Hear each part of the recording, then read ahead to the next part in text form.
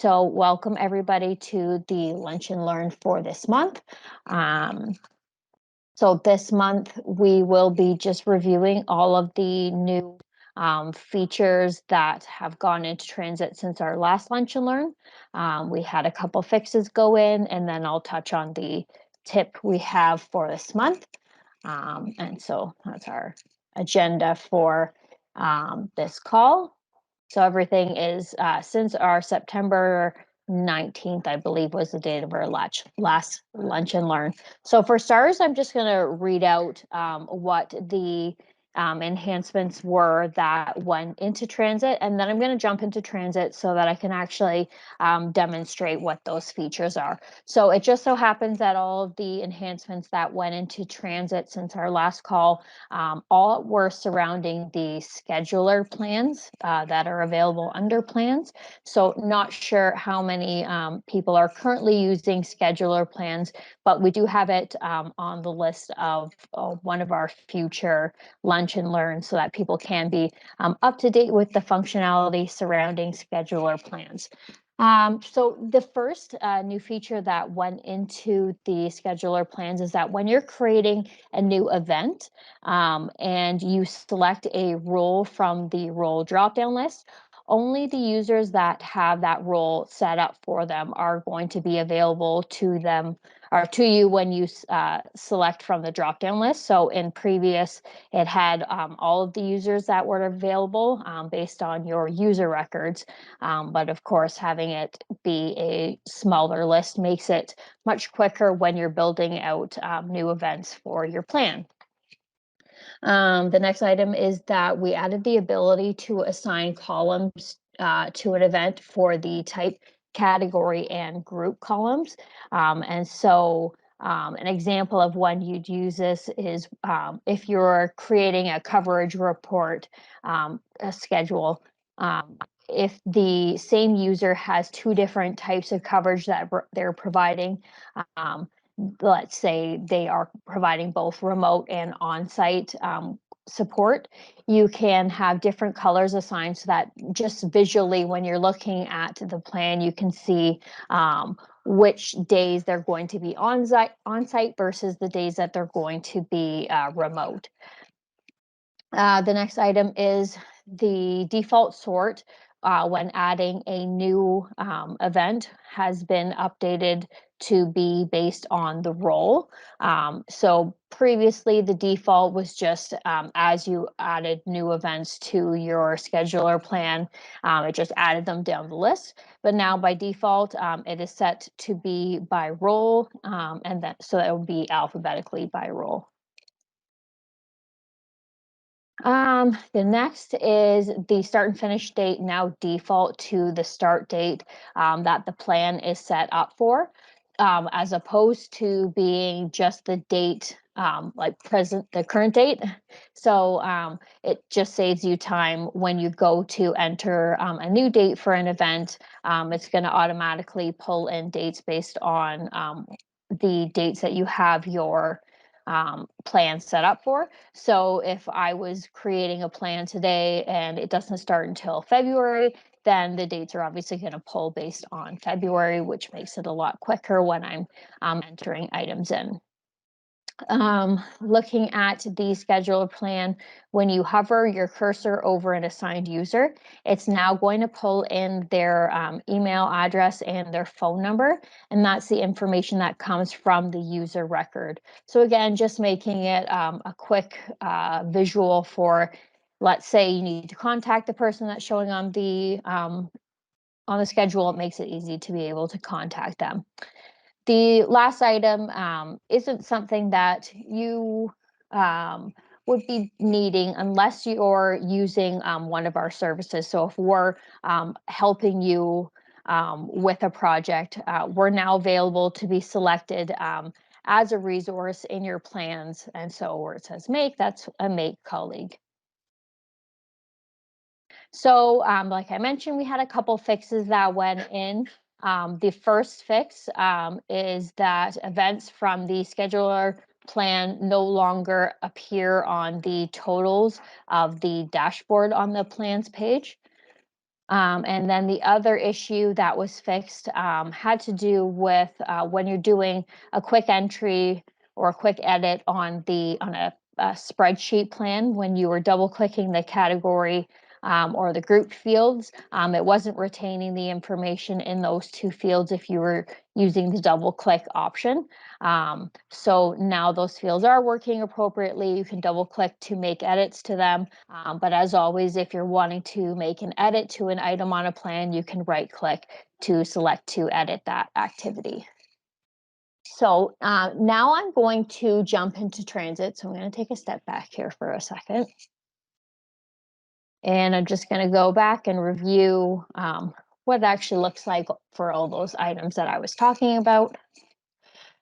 So first, I mentioned that the items that are part of the schedule no longer factor into your totals here. So you can see there's no numbers, excuse me, that are listed in this column here. So they no longer affect your number of items that are late or not started or your total in general. So they no longer factor in here. So I'm going to select the plan that I have here, and this is just our demonstration organization. So first I mentioned that when you're creating a new event on your plan here, it only is going to have users when you select the role. So I'm going to select the role of command center lead.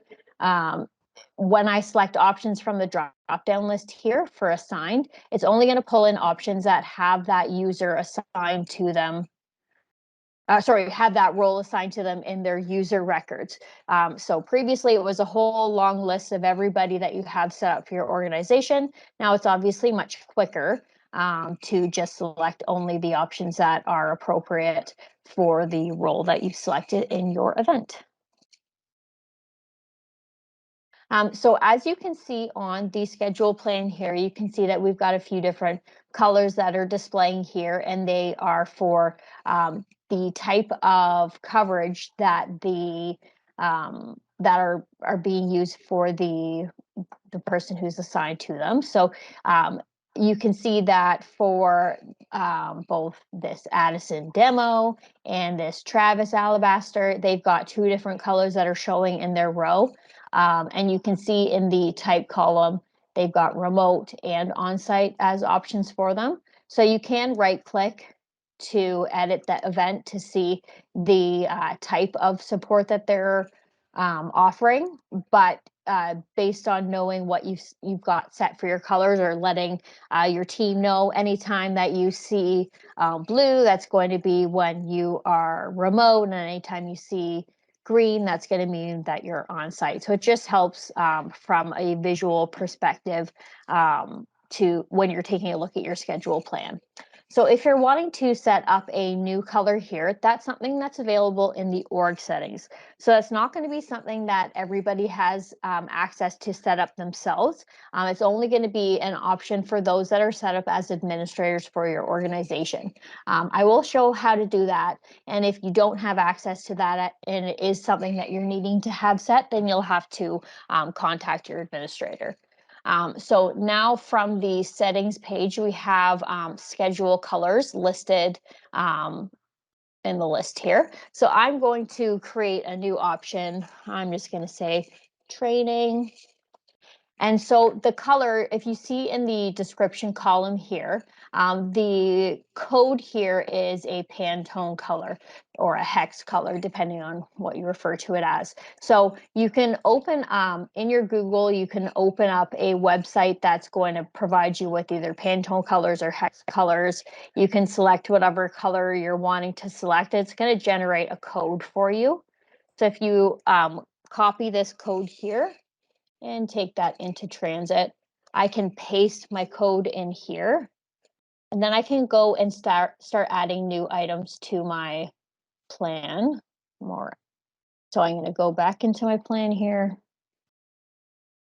and I'm going to add a new event. So role, I'm going to say my role will be operations team. assigned. So again, it's only going to bring up options for people who currently have operations team assigned as their role. So in this organization, Helen Pink is the only option. Again, this plan is scheduled to start on February 1st. So that's where this date is pulling in from. So I'd be able to select an appropriate date. So let's just go with February 2nd, or sorry, let me go February 5th. You can enter in your start date and your finish date, and then your type. So I'm going to do training because that's what we created under our org settings. I'll use that for the category as well. And for the group, I'm going to say operations because Helen is part of our operations team. And so now I can click save. And so you can see that she's been added to the list here, and it's pink. And that's based on me selecting this Pantone of pink from that website and then adding it in the org settings. So I already showed that. So on to the issues that were corrected. So that the first one was just to say that, let it load for a sec here. Okay, so the first one issue that was corrected is that the totals no longer add here for a schedule plan. I'm going to go into a schedule plan to show the next. So the next fix was that the double click option for category and group was not working to make edits. So I'll just double click here. So now I can double click to activate this column here. I can select whatever option I want to select from the drop down list, and now it retains, whereas it was not previously working. All right, I'm going to go back to, whoops, sorry.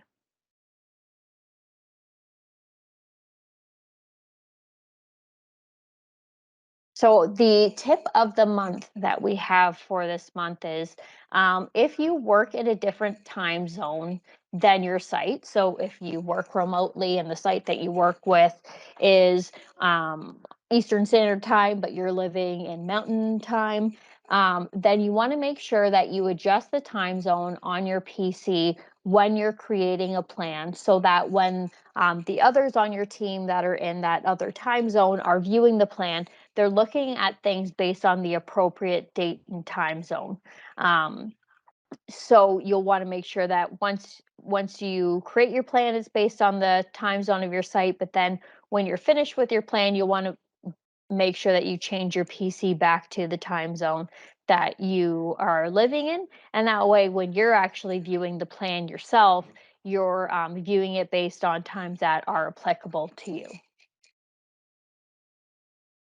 So the last slide is for next month. So the topic that we've selected for next month, obviously, if we have any enhancements that go in or any fixes that we need to bring to your attention, then we'll, of course, present those. But just like we did a lunch and learn where we covered our suggestions on how to create a scenario, the next lunch and learn is going to focus on creating a spreadsheet plan.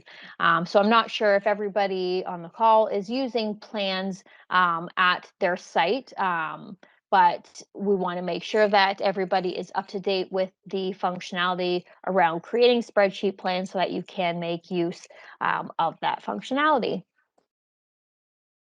And so that was it for my slides.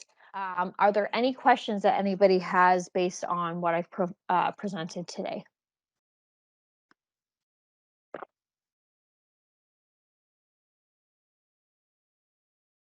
Okay, if there are no questions, then I will leave it at that. So, as a reminder, make sure that you subscribe to our newsletter at this link here. And remember that if you have any suggestions for future topics for our Lunch and Learns, things that you want us to review, make sure that you send an email to support@makesolutionsInc.com so that we can make sure that we cover that in one of our Lunch and Learns. So that is it for me then, if nobody has any questions for today. So thanks everybody for attending today, and I hope that you all have a great weekend. Thanks, Angela. Thank Thank you. you.